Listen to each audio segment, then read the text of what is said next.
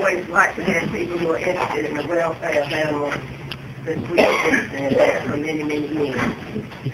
We have asked Sheriff Langford to come and talk to you and explain why he and Ms. Pittman think that the police should take over animal control. We don't feel that's the best interest of the animals, but I'd like to hear what he has to say. Would you like to speak to us, ma'am? Thank you. For the ones of y'all that don't know me, I'm Sheriff Gary Langford, Sheriff of Murray County here.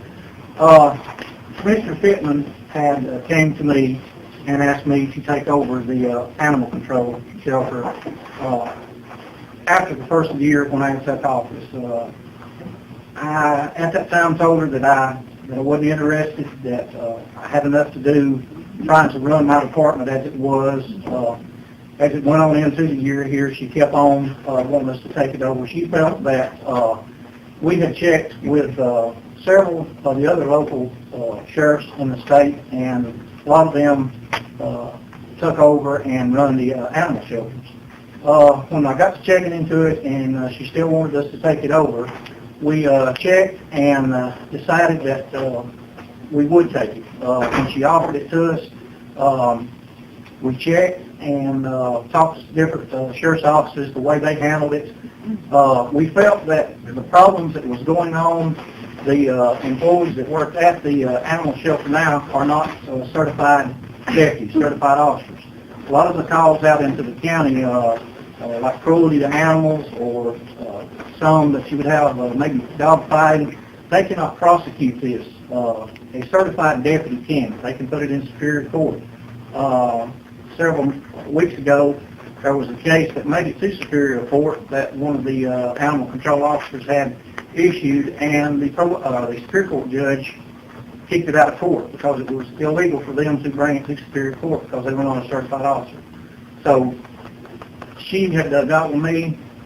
We worked out a deal as far as how we was going to do this. She wanted all the employees other than the secretary to be certified law enforcement officers. That's what we're going to do. The director will be certified. The one that works on the road will be the certified deputy. And then the lady or man, whoever works inside, that will be the secretary, will not be. They will handle the day-to-day basis as far as paperwork. One of the other benefits is I will use some of my county inmates to help clean the facility up. We can save money on that part. We will still probably implement a part-time employee, so that will still give us 3 employees full-time and maybe 1 part-time. The employees that are over there now, we offered them to come to work into the sheriff's department, sheriff's office, and have a chance of getting certified. If they wanted to work their way back to the animal shelter, then they could.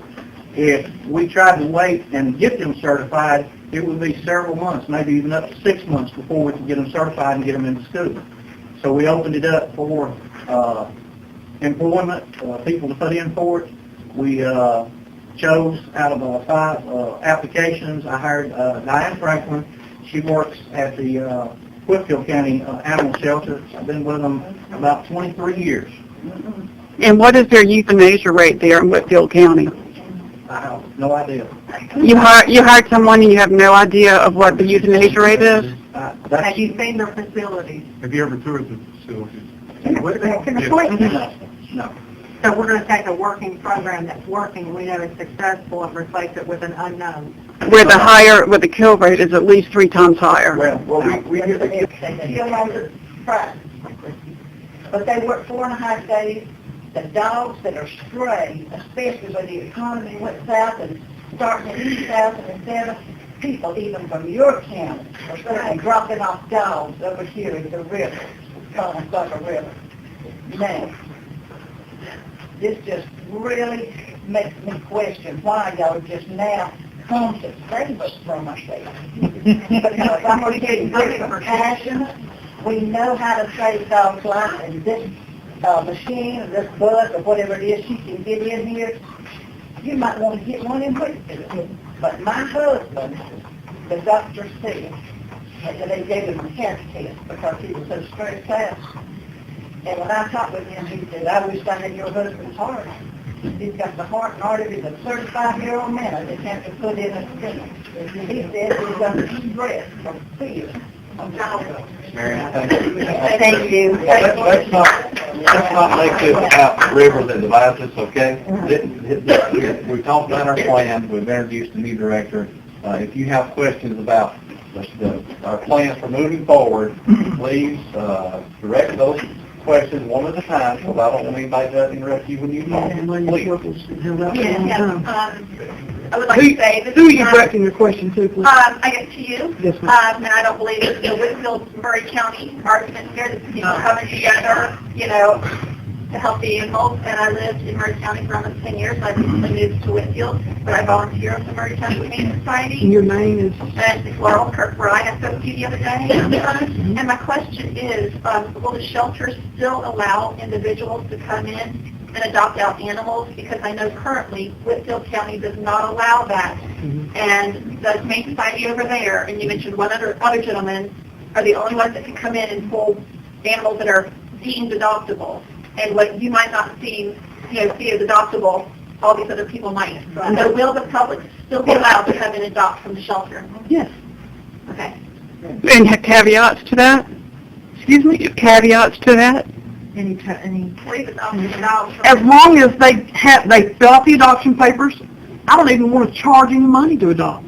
But I want them to go directly and have it spayed and neutered. But you told me on the phone the other day in our conversation that you were wanting these animals to go to their forever home. Right. And the reason you only let the Humane Society and this other gentleman pull is because you didn't want just anybody coming off the street. So how is that going to differ from Okay. Whitfield County? Statistics show that sporadic adoptions might not be best for the animal. I want to make sure that animal's not transferred. Right. I will not close down the shelter to personal adoptions. I would like to speak with them, find out why we're adopting, spend a little time with them if I can. I'm running on a short staff. I personally would like to have a volunteer adoption person there. If somebody wants to volunteer to help me with that, I'm game. The reason we did that in Whitfield was because the Humane Society had more leeway in screening. Government agencies don't have a lot of leeway in screening when you're taking money for an animal. I can't refuse. What I'm saying is the government agency can't refuse. When I know that person may not really be the best fit for that animal. You see? Yeah. That way I used the Humane Society. I allowed them to fill out their adoption papers. I allowed them to do a home check and a vet check. They had a whole lot. If somebody comes through and sees an animal that I've been watching and I've been interested in, or I knew that animal out in the field and I knew it got picked up and I really want to claim that animal and adopt that animal, no charge. We ask that you get it spayed and neutered in our mobile vet and vaccinated, and we believe that you've studied this decision. Thank you. Go ahead, ma'am. Yes, I was just wanting to know, today's like the 27th, and I heard Mr. Langford there say to this gentleman that he would like to talk to Brittany Pittman. Right now, it seems like no matter what anybody here's saying, nothing's going to get done. It's already finished, done, slammed As far as I'm concerned, May 1st, I'll be the new director of animal So control. that, and nobody don't care what no matter what says it here. Doesn't matter. Doesn't matter. Ma'am, I didn't have anything to do with the prior administration. I know that we're going to take this animal shelter forward, and we've got some forward thinkers, and we're going to try to set the bar high. In the back. Woman in the back. I'm George Bannon. I live in Murray County. I have all of my life. Y'all seem to be talking about adoption and that. I'm concerned about the strays. Yes, ma'am. And that's what I am interested in because I keep my dog up and other dogs come to my yard too and all that. Yes, ma'am. Murray County has laws. I've read the ordinance. And the other people that was in here, I'm for the sheriff taking over. The other people that was in here last night, something like this gentleman over here, I was that stressed out from my high blood pressure, my diabetes, because the dogs next door kept me awake all night long for 4 nights. These people would not do nothing. Yes, So I had to go to court.